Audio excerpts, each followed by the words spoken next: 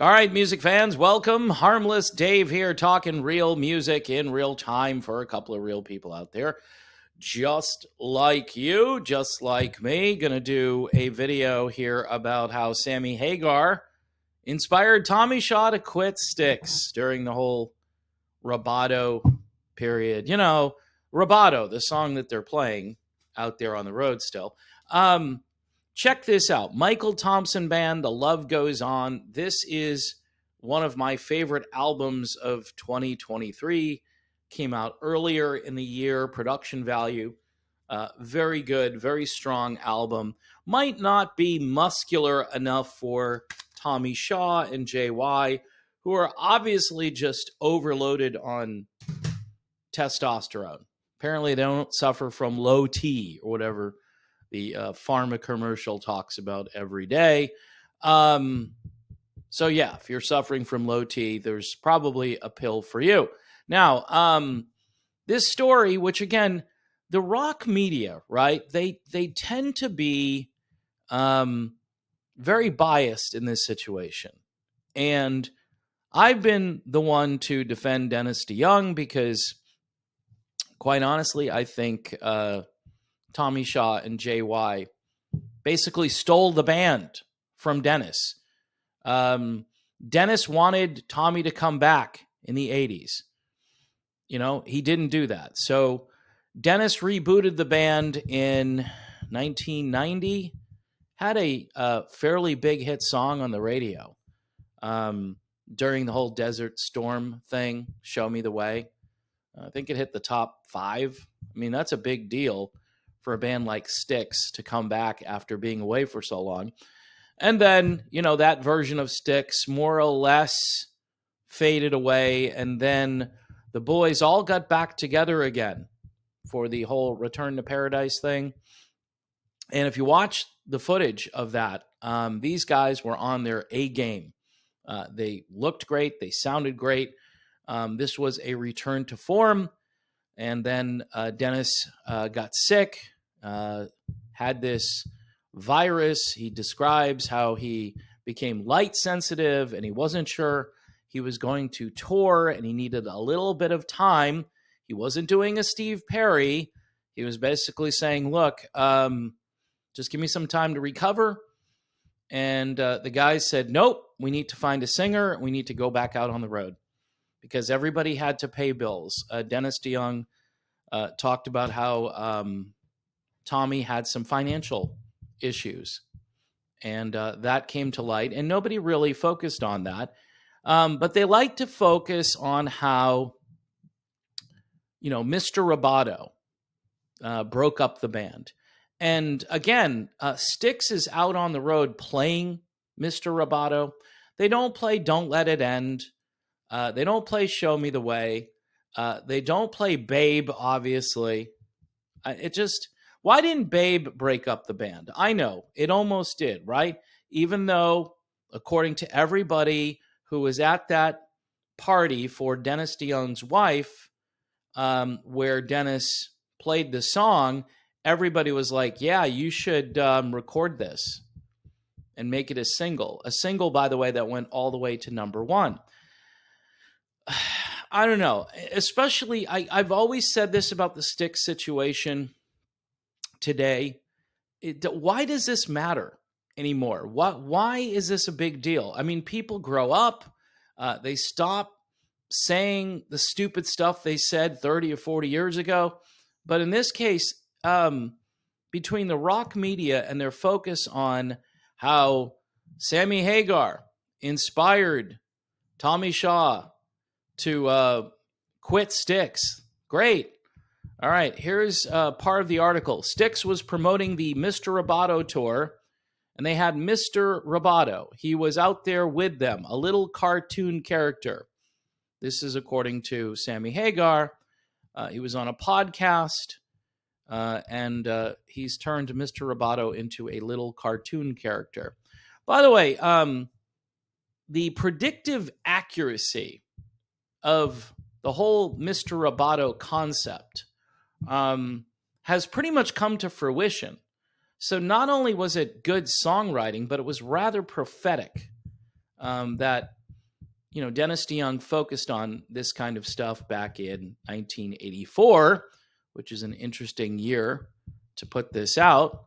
Hagar did not know that Kilroy was here, had already driven a wedge between the members of Styx.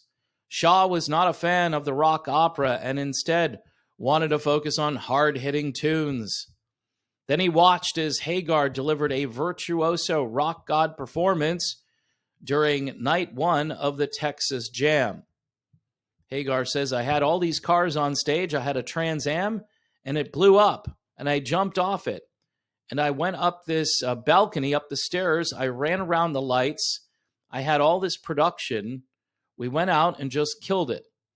Things got even wilder when Ted Nugent, who appeared earlier on the bill, joined Hagar for his encore. He says, I came back with Ted Nugent, played Whole Lotta Love, and he jumped off a stack of Marshalls. I mean, I'm talking about damn near 30 feet, Hagar remembers. I lit a guitar on fire, smashed it. We had blow-up amplifiers, fake ones. Threw my guitar into the amplifier, it blew up. Now, isn't that performative? Isn't that like a show? Just saying, it's a different kind of show, but it's a show. Fans are watching you blow things up. They're watching all the pyrotechnics. So how is this different from a theatrical performance in the sense that you're giving fans more than just the music, right? But, again, this is a matter of how much testosterone you want, I guess. And Mr. Roboto was this thought-provoking thing, and not everybody understood it. And maybe it was a bit of a departure from what Styx had done previously, but it was 1984. I mean, you had guys like Thomas Dolby and Howard Jones out there having, big success, Flock of Seagulls, for crying out loud. And so why is this such a just stretch for anybody to understand? Tommy Shaw, how is this difficult? It was, again, perfectly timed for the moment in music history. Hagar says, Mr. Roboto was exit music. According to Hagar, his ferocious performance dwarfed Styx's, whose futuristic rock opera, which he claimed included Dennis DeYoung saying, "Hi, kids, I want to introduce you to Mr. Roboto," seemed tame by comparison. Okay. Maybe.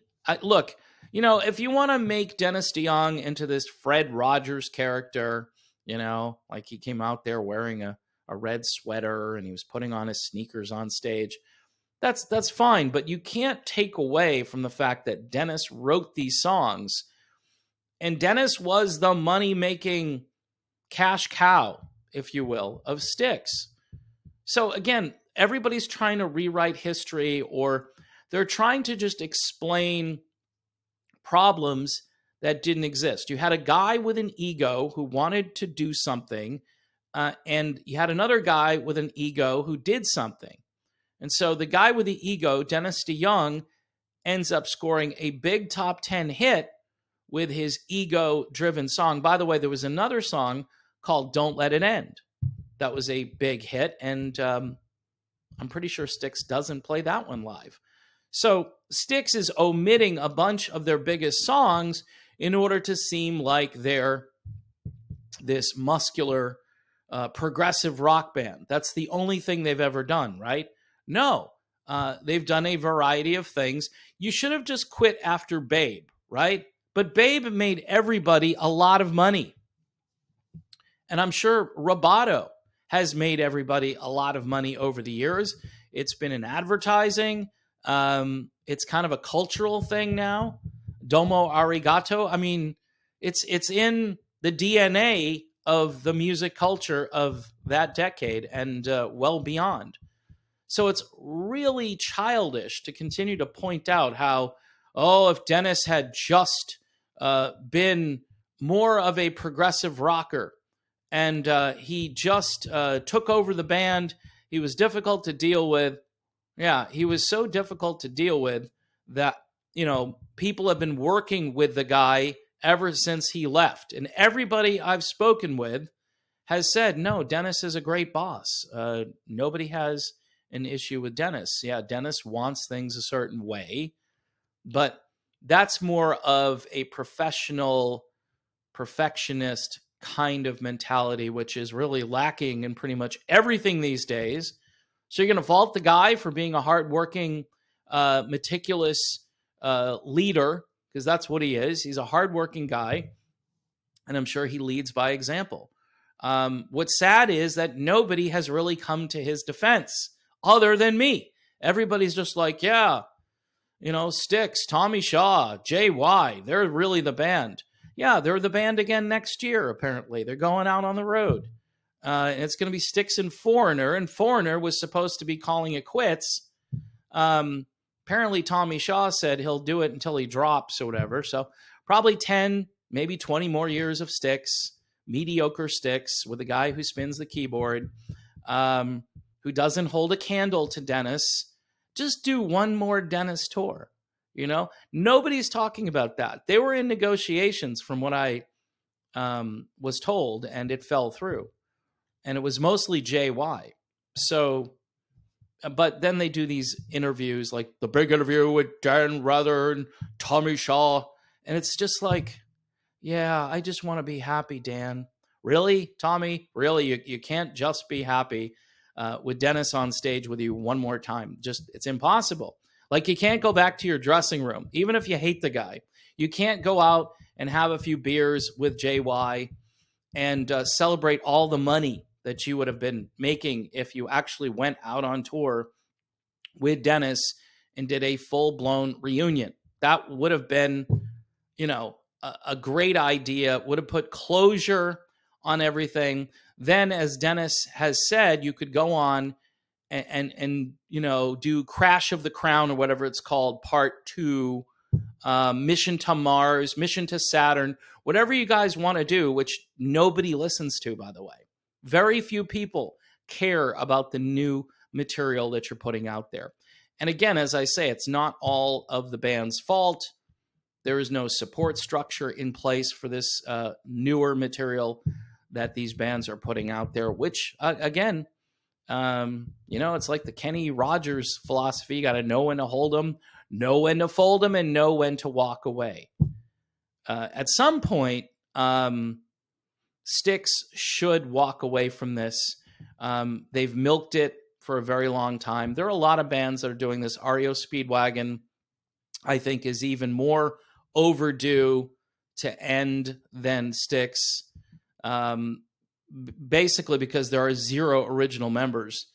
And Styx holds on to, was it Chuck, who shows up every so often? So they can claim, look, we got an original guy here who gets on stage for, one song or whatever. And so that's rough. I don't mind bands going out with 0 original members. I'm not as legalistic about it, but I'm thinking at some point, if you really can't replicate the music and your core is gone, so you're just going out there, going through the motions, playing this catalog. And in the case of Styx, you're not even playing the whole catalog because you don't want to give Dennis any credit. Oh, here comes another one of those ballads. Yeah, well, top 10, sold lots of records. That's important. Still gets airplay, too, on certain adult contemporary radio stations. I mean, I don't know. I guess these guys, especially at this stage in their lives, they just have to have it their way, and they can't see any other direction. And so Sammy Hagar, thanks for breaking Styx up. You learn things and you're like, yeah, he inspired Tommy to just walk away from Styx. And that was the greatest thing that ever happened. You imagine Styx in the rest of the 80s still kind of being themselves, right? Producing great music that sounded like the 80s, but probably would have returned a little bit more to the Tommy Shaw side of things. If you go listen to Tommy Shaw's solo albums in the 1980s. There's nothing muscular about them. All right? Girls with guns? Yeah, okay. Whatever. Here is the Michael Thompson Band. This isn't really too muscular. It's just really well put together. This is AOR music. It's kind of adult contemporary, but it's also kind of just straight up melodic rock. This came out, and it really is a work of art. Came out earlier this year. Probably would have been a #1 album for me for the year, except this came out, and so, oh man, I've got my 2 albums right here. Also, folks, if you can support this channel, it would be appreciated, right? The revenue apocalypse happened earlier this year, actually at the beginning of the year, and we are 12 months into the revenue apocalypse, pushing back against it, pushing back against the algorithm, and doing the best we can here. I want to thank all the patrons for hanging in, all the YouTube members. By the way, if you're a YouTube member right now, you're getting sneak previews of videos before anyone else gets to see them. It's a new feature. Thank you, YouTube, for doing that. So again, if you sign up, you're going to watch the videos before everybody else, which in some cases, people are like, yeah, it was too early. I don't wake up till a certain hour, or I get home from work, and that's a better time for me anyway. But again, if you're a YouTube member, I've been doing this for the past day or 2, and hopefully it continues to work out. Some of these features are pretty good, and another reason, if you want to get the videos first, then become a YouTube member. So there you have it, folks. Thanks for watching. God bless everyone. Please continue to pray for peace in the Middle East and around the world. And I'll see you very soon.